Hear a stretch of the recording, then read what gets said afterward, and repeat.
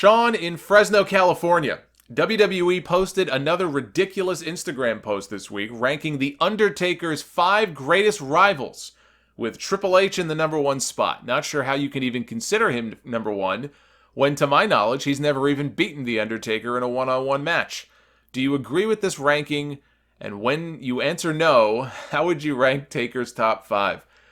Shawn can see into the future. He knew I was going to say no. I do disagree with the list, but again, they got what they wanted. The more emotional you get, the more money they make, and the more traffic they get. That's why they do these stupid lists. But I'll bite, since you asked. I'll bite. Now, look, Triple H is no more Undertaker's best rival than The Shield is the greatest faction of all time. I ran through all the factions last week. In fact, I looked this up, and this just goes to show you why they do these lists and why they shouldn't be taken too seriously. WWE.com did a list of The Undertaker's 15 greatest rivals 5 years ago. And they had Kane at number 1, and Triple H was all the way down the list at number 6, behind Stone Cold. So again, it is not a WWE list so much as it is a WWE social media employees list. So let's just not forget that fact. And I figured, since I did my own version of the top 10 greatest factions of all time last week, and that was kind of fun, and everybody got to chime in on it on YouTube, and everybody had their own list. And thank you, by the way, for all the feedback I got to that.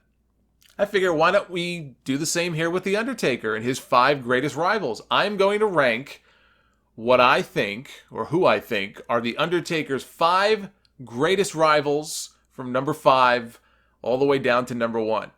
Now, WWE's list, for those of you who didn't see it, they had Brock Lesnar at number 5, Mankind at number 4, Kane at number 3, Shawn Michaels at number 2, and Triple H at number 1. And this is all to promote the match in Australia with Undertaker and Triple H. It's the only reason he's in that spot. My list, I would have Triple H on my list, but I would have Triple H on my list at number 5. I would do the inverse. He goes from first to worst, although he would still be in my top 5. I do think he's earned that spot. I really like the match they had at WrestleMania 17.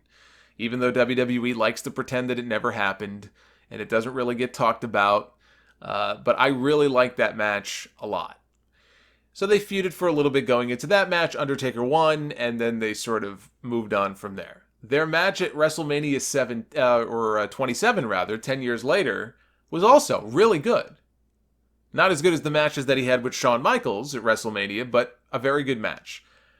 And I thought the Hell in a Cell match that they had at WrestleMania 28 was also very good, although I think people overrate that match. I think that is an overrated match by a lot of people. But it was still very good. So, Triple H at number 5. I have Brock Lesnar at number 4. Compared to everybody else on the list, Undertaker has very few wins over Brock Lesnar. I can't say he has no wins, but he has very few wins. In fact, the only one I could think of is SummerSlam 2015. And even in that match, Undertaker tapped out. If you remember, the referee didn't see it. Then he kicked Brock in the dick and he got the win. There may have been another random win on television many years ago during Brock's first run on SmackDown. I can't remember exactly when or what it was. I'll bet most people probably don't. So here's a guy who's had win after win after win over The Undertaker, dating all the way back to 2002. They had that excellent Hell in a Cell match. They had the WrestleMania 30 match, which was the opposite of excellent, but historically is one of the most famous matches now in the history of that company, where Brock ended the streak. The SummerSlam match I mentioned in 2015 that Undertaker won led to another Hell in a Cell match that Brock won. I mean, this guy had the Undertaker's number. So in terms of rivals, I don't know how you can do a top 5 list and not have Brock Lesnar on that list. They had him at number 5. I put Brock at number 4. Number 3. Now here's where the list, some people may start disagreeing with some of these picks, but number 3 on the list is Kane. A lot of you are probably going to go higher with Kane. A lot of you probably have him at number 1. I have him at number 3. The Undertaker-Kane story from the beginning was great. it was this great story back in 97, 98, and they built it up for so long. Paul Bearer first coming out and saying your brother is alive, and they milked that thing for months before Kane even made his first appearance. And when he did make his first appearance, what a first appearance it was. You know, we have a Hell in a Cell pay-per-view tonight, and still to this day, I would argue that the greatest Hell in a Cell match in history, and you know, the Undertaker Mankind one in 98, it's so hard to rank that match. It's more of a spectacle than anything else. I still say as a match, the greatest Hell in a Cell match was Shawn Michaels and the Undertaker at Bad Blood. But on that show, Kane made his debut. He ripped the door off the hinges, and it's still, to me, the greatest debut in the history of WWE that anybody has ever made. So back then, the feud was great. They revisited the feud again many years later in 2010. It was decidedly not as good. They never really had what I would consider to be any classic matches, but, you know, an Undertaker-Kane feud was never really meant to be about work rate, so I don't really know that you can grade it that way. But I like to think back, you know, if this guy's one of his greatest rivals, surely there must be that one classic bout they had. And I really, you know, the WrestleMania match was good, wasn't great.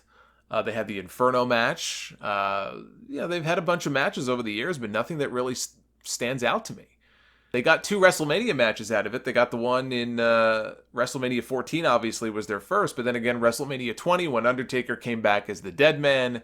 It is a classic feud. I just happen to think that the Undertaker had 2 other rivals that were better. Case in point, the guy I have at number 2, Shawn Michaels. 2 of the greatest matches in company history. Shawn Michaels against The Undertaker at Bad Blood in 97, and Shawn Michaels against The Undertaker at WrestleMania 25. The greatest WrestleMania match of all time. The stories going into both of those WrestleMania matches were excellent, especially the second one, with Shawn just obsessing over having to beat The Undertaker, and then Undertaker being the one to put him down and end his career. A retirement that so far, and it may change soon, but a retirement that up to this point has been honored by Shawn Michaels. He has not come back since. I was a big fan of their feud in late 97. They had both been in the company by that point for a very long time, but had never worked a program together, which is kind of crazy when you think about it. But when they finally revisited their feud all those many years later, in the second half of Shawn's career, it was everything that pro wrestling should be. It lived up, because for years I said, why are they not feuding Shawn Michaels and The Undertaker? Shawn came back in 2002, and every year that would go by, I was like, this is a big match. Why are they not doing it? Why are they not doing it at WrestleMania? It took them, you know, whatever it was, 7 years. 7 years it took them. But they finally did it, and it was like pro wrestling magic when they finally did. Now, I would not have an issue if on your list you ranked Shawn at number 1. That's how good that feud was between the two of them. They were that good together. And then there's the number 1 spot. And I've said this before. My opinion has not changed. My opinion has not evolved over time. The Undertaker's greatest rival is Mankind. Never has another character come onto the scene and dominated The Undertaker the way that Mankind did. From the very first night he debuted in the company, and I guess actually you could probably say Kane, because even Kane, from the moment he debuted, he went right after The Undertaker, great debut. Undertaker wouldn't fight his brother, and Kane just, you know, fits the bill also. So this is what I mean. We can quibble about the top spots here. I think you can make an argument for all of these guys.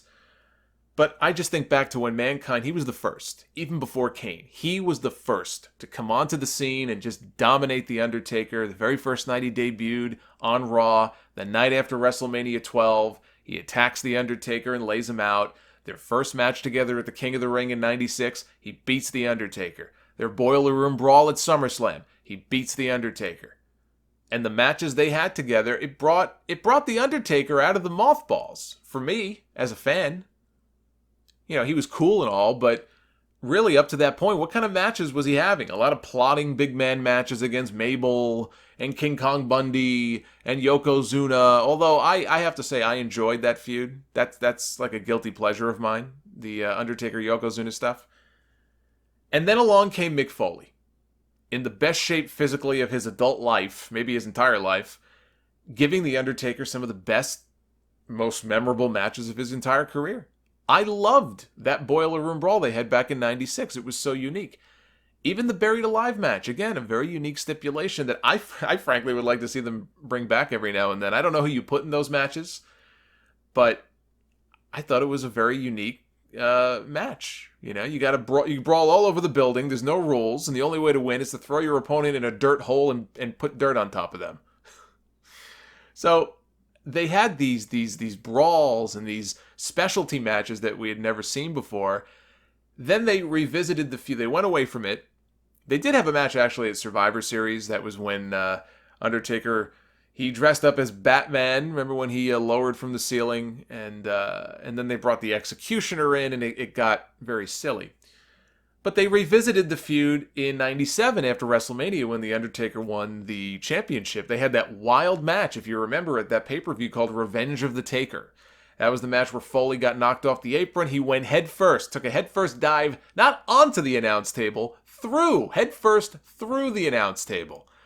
And then, of course, the following year came the Hell in a Cell match.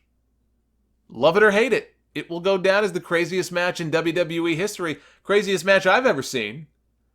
And I was saying earlier, you know, for those of you who haven't seen it, you owe it to yourself to go on their YouTube channel or WWE.com, watch that little 15-minute mini documentary they did talking about the Hell in a Cell match, comments from Foley, phone interview comments from The Undertaker out of character, and some of the other people who were there that night. It's a great piece of business. Everybody should watch it. You know, I can't really do it justice to put into words what it was like watching that match live. And I know we have a lot of people who I know listen to the show who are very young and or who were not watching wrestling at that time, and they only know of wrestling in WWE from the PG era, John Cena, Roman Reigns. I feel so bad for them, but it's hard to put into words what it was like watching that match live. I remember watching it live. I was watching it with my dad, and when that first dive off the cage happened, we had the same reaction, I'm sure, that everybody else did, and we were glued to the television for the rest of that match. And, you know, to see him come back and climb back up the cage for the second bump, you know, in many ways, it was the perfect blow-off to their feud. You know, Bret Hart and Jerry Lawler had a long feud over the 2 years that it lasted, kind of like Undertaker and Foley. Lawler attacked Bret at the King of the Ring in '93.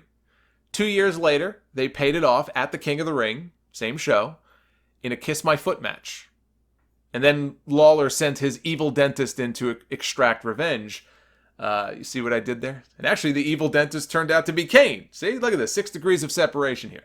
Anyway, Kiss My Foot match, really? Lame. Fucking lame. But from King of the Ring 96 to King of the Ring 98, same thing. Personal feud. They got away from it for a while like they did with Bret and Lawler. They went and did other things, but they came back to it. And 2 years later, at the King of the Ring, they blow it off inside Hell in a Cell. If you're going to blow off a feud, that's the way to do it. The Undertaker and Mankind. Their legacies in this company will forever be intertwined because of that match. But it sort of overshadows the feud that led up to it and some of the other great matches they had. It wasn't just one Hell in a Cell match. They had a whole feud with a bunch of great matches even before that. And just how much more exciting I think it was to watch The Undertaker coming off, you know, frankly, just a ton of lame, boring feuds in the early to mid-90s. Yeah, there were some good ones in there, but there were a lot of real stinkers too. In Mankind, The Undertaker found an equal for the very first time. After Mankind came Kane, but Mankind was the first. Both guys brought out the best of each other in the ring. Mankind is Undertaker's greatest rival. Now, 2 other names worth mentioning. I have them down at 6 and 7 on my list. I guess honorable mentions as far as Undertaker's greatest rivals. Stone Cold Steve Austin and Edge. Austin and Undertaker had some classic matches themselves back during the Attitude Era, and even right before, I guess, what would be considered the beginning of the Attitude Era. They had some matches. When you think of like Attitude Era feuds, obviously you think of Austin McMahon, you think of Austin Rock and Triple H, but also Austin and The Undertaker. I'm a big fan of their fully loaded First Blood match they had back in July of '99. They also had what is still to this day the highest rated WWE match ever on cable television from Raw. The month before that match. That match did like a 9.5 rating. I mean, like almost 11 million people watched either all or part of that match. It just is, when I think back on that now and just the way things are now with the television and the ratings and stuff, it is unbelievable. It is unbelievable. I mean, it just shows how things have changed, right? Because this company now is making more money in so many different ways, making more money than it ever has before. And yet, you look at the numbers back then, the share, the percentage of people watching their show at any given moment when that show was at its peak of popularity, and now you watch, and it's like, wow, it just feels like a completely different world back then. But it was so much fun, and it was the in thing to watch. And Austin and Undertaker had a lot to do with that. So their feud was pretty big. And then you have Edge. Edge also had a memorable feud with The Undertaker in 2008. I think in many ways it helped I guess Edge was already put on the map by the stuff with Cena. I would say if anything put him on the map as far as a headliner, it would have been that. And Mick Foley played a role. The match they had at WrestleMania 22, him and Edge. But the feud with Undertaker, I mean, it gave Edge his one and only WrestleMania main event. WrestleMania 24, and they had a very good match on that show. So for Edge, it was a huge deal for his career, and I think out of it, Undertaker got a lot of really good matches. So that's how I would round it off if I had to put a couple more names on the list. But yeah, in terms of Undertaker's greatest rivals, I think Undertaker or Mankind rather, is number one. But yeah, let me know what you think. What does your list look like? Who do you think is the Undertaker's greatest rival?